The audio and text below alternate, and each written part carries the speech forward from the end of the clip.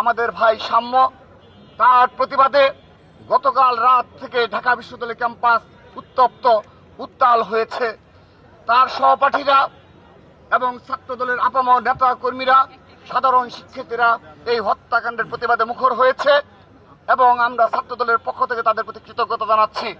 সেই সাথে স্মরণ করিয়ে দিচ্ছি, গতকাল রাত থেকে আজকের এই সময় পর্যন্ত আমাদের সম্মানিত ভিসি স্যার এবং প্রক্টর স্যারের তাদের কাছ থেকে স্পষ্ট কোনো বক্তব্য এখন পর্যন্ত আমরা পাইনি। শুধু তাই নয়, এই ঘটনার পূর্বেকার বেশ কিছু অনাকাঙ্ক্ষিত ঘটনা ঘটেছে। ছিনতাইয়ের ঘটনা ঘটেছে ক্যাম্পাসে এবং মাদক সেবীদের দ্বারা আমাদের ছাত্রছাত্রীরা বিভিন্ন সময় ছিনতাইয়ের শিকার হয়েছে, আক্রান্ত হয়েছে। বিশেষ করে সোহরাওয়ার্দী উদ্যান, এখানে মাদকের সয়লাভ এবং মাদক সেবীদের অভয়ারণ্যে পরিণত হয়েছে। কিন্তু তাদের যে ঢাকা বিশ্ববিদ্যালয়ের নিরাপত্তার গাফিলতি রয়েছে এবং তাদের যে মূল দায়িত্ব ছিল সাধারণ শিক্ষার্থীদের নিরাপত্তা নিশ্চিত করা এবং ছাত্রলীগের দোষরদের বিচার নিশ্চিত করা, এই দুইটি ইস্যুতে এখন পর্যন্ত তাদের কোনো স্পষ্ট বিবৃতি বক্তব্য আমরা পাইনি। আমরা নিন্দা জানাচ্ছি, প্রতিবাদ জানাচ্ছি। তাদের এ ধরনের নীরব ভূমিকা আমাদের মনে নানাবিধ প্রশ্ন জাগে যে তারা আদৌ সত্যিকার অর্থে ঢাকা বিশ্ববিদ্যালয়ের সাধারণ শিক্ষার্থীদের নিরাপত্তা দেওয়ার মতো তাদের সামর্থ্য রয়েছে কি না।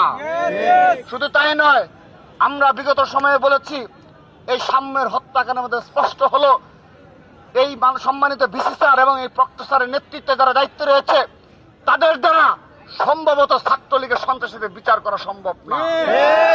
যারা বিগত সময়ে এই ক্যাম্পাস সংলগ্ন সোহরাওয়ার্দী উদ্যানকে মাদক মুক্ত করার মতো সামর্থ্য রাখে না এবং বিভিন্ন সময়ের যে অপরাধ সংঘটিত হয়েছে এবং ঢাকা বিশ্ববিদ্যালয়ের পার্শ্ববর্তী এলাকাতে যেভাবে মাদক সেবীদের আড্ডা বজায় রয়েছে, তার বিরুদ্ধে তাদের সামান্যতম আজকের দিন পর্যন্ত পদক্ষেপ আমরা লক্ষ্য করিনি। সে কারণে আমরা স্পষ্টভাবে বলতে চাই, তারা আদৌ সাধারণ শিক্ষার্থীদের দাবি এবং জুলাই আগস্ট আন্দোলনের গণঅভ্যুত্থানের প্রধান যে দাবি ছিল যে ছাত্রলীগের সন্ত্রাসীদের বিচারের আওতায় নিয়ে আসতে হবে, আমরা মনে করছি এই প্রশাসন দ্বারা হয়তোবা সে কাজ সম্পন্ন করা সম্ভব না। শুধু তাই নয়, নীল দলের শিক্ষকরা যারা সরাসরি গণহত্যার সাথে সরাসরি সম্পৃক্ত ছিল, বিভিন্ন সময় ছাত্রলীগ সহ খুনি হাসিনাকে স্বৈরাচারী বানানোর ক্ষেত্রে যারা কারিগর হিসেবে ভূমিকা পালন করেছে, তাদের বিষয়েও তারা পুরোপুরি নীরব ভূমিকা পালন করে যাচ্ছে। আমরা নিন্দা জানাচ্ছি, প্রতিবাদ জানাচ্ছি। সেই সাথে আজকের এই সংক্ষিপ্ত সমাবেশ থেকে আমি আবারও এত কিছুর পরও আহ্বান জানাচ্ছি, আমাদের ভাই সাম্যকে হারিয়েছি, কিন্তু আগামীতে এ ধরনের কোনো অনাকাঙ্ক্ষিত ঘটনায় আমাদের ঢাকা বিশ্ববিদ্যালয়ের একজন শিক্ষার্থী যেন আক্রান্ত যেন না হয়, কোনো ছিনতাইয়ের ঘটনা যেন না ঘটে এবং পুরোপুরি আমাদের ভাই বোনদেরকে নিরাপত্তার চাদরে বেষ্টিত করতে হবে, সেই দাবি জানাচ্ছে বাংলাদেশ জাতীয় ছাত্র দল।